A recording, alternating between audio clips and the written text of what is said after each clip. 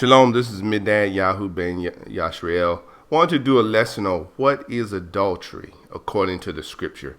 I've seen and heard so many various opinions out there, but I'm not really interested in opinions. I'm looking for scriptural fact and verification. So I wanted to do this lesson for those that might struggle with the definition of adultery and bring clarity to you. So let's get moving and get this lesson going.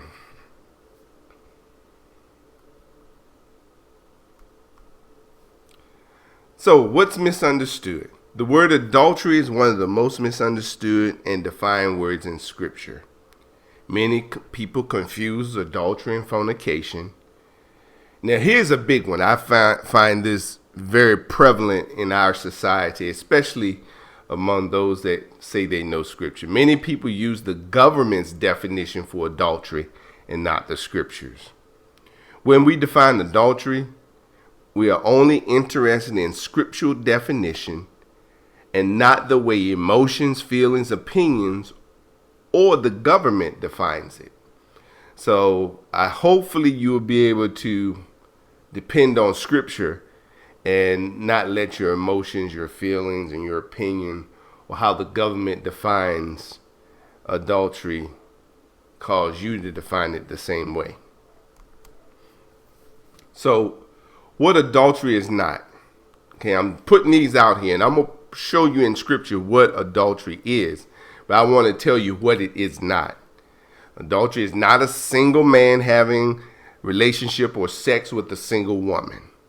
Adultery is not a married man having relationship or sex with a single woman. Okay, having more than one wife is not adultery. Okay, you can go to 2 Chronicles 24 verse 2.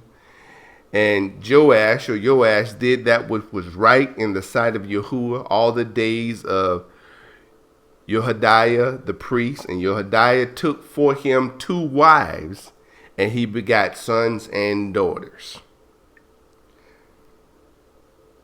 Okay, let's continue going on. Having a wife and a servant or concubine is not adultery. Okay, case in point, go to Genesis or Bereshit chapter 16 verse 3. And Sarah, Abram's wife, took Hagar, her maid, the Egyptian, after Abram had dwelt 10 years in the land of Canaan, and gave her to her husband, Abram, to be his wife. Now, you got to go over to Genesis chapter 26, verse 5. Because that Abraham obeyed my voice, this is Yahuwah the Father speaking, kept my charge, my commandments, my statutes, and my laws. Verse 6, but unto the sons of the concubines which Abraham had, Abraham gave gifts and sent them away from Yitzchak his son, while he yet lived eastward on the east, unto the east country. So if you see there, Abraham, he had servants, he had concubines. But in verse 5, the father said that he obeyed his voice, kept his commandments, his charge, his statutes, and his laws. And so you see that Abraham sent his concubine, the sons of his concubines away. Didn't say he sent the concubines, he said he sent the sons. And he gave gifts unto them and sent them away from Yitzchak his son, because they couldn't be heir with Yitzchak. So I hope this picture is coming together for you already. Okay, the first occurrence is in Exodus chapter 20, verse 14, or Shemot. Thou shalt not commit adultery. Okay, the Hebrew number is 5003. Na'af.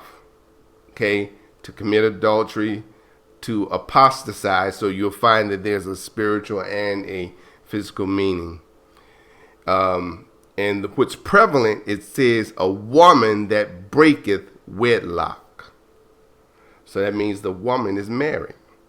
Okay, and it's spelled, Na'af is spelled noon, olive, pay. So the noon means life, the olive means strength, and the pay means speak or open. So basically, this woman has taken the life that she has committed to one man, and she has opened the door for another strength or teaching. Okay? Because you're only, just like we, the bride of Mashiach, can only be married to him. So now we want to define adultery. Let's go to Leviticus. Uigra, chapter 20, verse 10. The man that committeth adultery with another man's wife, even he that committeth adultery with his neighbor's wife, the adulterer and adulteress shall surely be put to death. The word adultery was also used by Elohim to show Israel's or Yasharel's spiritual unfaithfulness to El, the Messiah. Thus, there is both a physical side and a spiritual side to adultery. Although for our purposes of this study, we're going to focus primarily on the physical side of adultery, i.e., actual sexual intercourse between a man and a married woman. So I want to point some things out to you to make sure that you get this. You will notice in Scripture that the man is not described as being single or married. He is described as the man. Now, on the other hand, the woman is always described as being married. So in Leviticus 20, the woman is twice mentioned as being married. First is another man's wife. The second place that is mentioned in chapter 20, verse 10, is his neighbor's wife. So even in the Hebrew word na'af for adultery is defined as a woman that breaketh wedlock. So I hope the bells are going ringing. So I made this little chart for adultery. So the man can be single, the man can be married. But when it comes to the woman must be married for it to be adultery. So a lot of things that that people are out here classifying, even the government, as adultery, in Scripture is not adultery. And the Father's Torah is what governs our lives and we live by. So we have to use the Father's definition and not anyone else's definition of what adultery is. So if someone comes along, whether it could be an apostle or a prophet, and they redefine adultery different from the Father, then the Father's word always takes precedence because his word is true. Okay, let's go on. So let's get witness one. Let's go to Deuteronomy chapter 22, verse 22. If a man be found laying with a woman married to an husband, then shall they both of them die, both the man that laid with the woman and the woman. So thou shalt put away evil from Israel or Yasrael. If a damsel that is a virgin be betrothed unto a husband, a man find her in the city and lie with her, then you shall bring them both out unto the gate of that city, and you shall stone them with stones that they die. The damsel because she cried not, being in the city, and the man because he has humbled his neighbor's wife. So thou shalt put away evil from among you. So we should get a couple of things from this. I want you to notice again that the man is not described as being married or single. Okay? that has no bearing whether he's married or single. Okay, notice that the woman again is described as being married. The woman always have to be married in order for it to be considered adultery. The first instance, the woman is married. The second instance, the woman is betrothed. Betrothed, or you can call it engaged or promised to marry, and you have sexual relations with a man other than the one you betrothed to, is also considered adultery. Okay, case in point, Luke, the first chapter, 27 verse. To a virgin espoused or betrothed to a man whose name was Joseph, of the house of David or Daoud. The virgin's name was Miriam. Okay, now go to Matthew chapter 1, verse 19. Then Joseph, her husband, being a just man, not willing to make her a public example, was minded to put her away privately. So he understood that that if he made a public spectacle, there could be a stoning. The punishment for adultery was death by stoning. Okay, now let's go to Ezekiel chapter 16, verse 32. But as a wife that committeth adultery, which taketh strangers instead of her husband. The stranger can be married. The stranger could be single. Notice here that it says wife. She has to be married. Okay, now let's look at witness too, because, there's so many people out here that, don't really stick to the scriptures. They twist things and they, get their emotions and their feelings into it and their opinions. But let's look here. David had 2 wives, but you would never see where that is considered adultery in Scripture. Okay, 1 Samuel 27, verse 3. And David dwelt with Ish in Goth, he and his men, and every man with his household, even David with his 2 wives. Ahinoam, she was a Jezreelite, and Abigail, Carmelitist, Jezreelitist, and Carmelitist, Nabal's wife. Okay, then go to 1 Samuel 13 and verse 18. David recovered all that the Amalekites had carried away, and David rescued his 2 wives. Okay, let's go to the shocking conclusion next. You never see where the Father calls that adultery. There is no scriptural proof or evidence. But I'm going to show you what he does call adultery. When David took another man's wife, he was guilty of adultery. Okay, let's go to 2 Samuel chapter 2, verse 8. And I gave thee thy sovereign's house and thy sovereign's wives into thy bosom. So the Father gave him more than one wife into his bosom, and gave thee the house of Yashrael and Yehuda. And if that had not been too little, if there had been too little, I would moreover have given unto thee such and such things. Wherefore hast thou despised the commandment of Yahuwah, to do evil in his sight?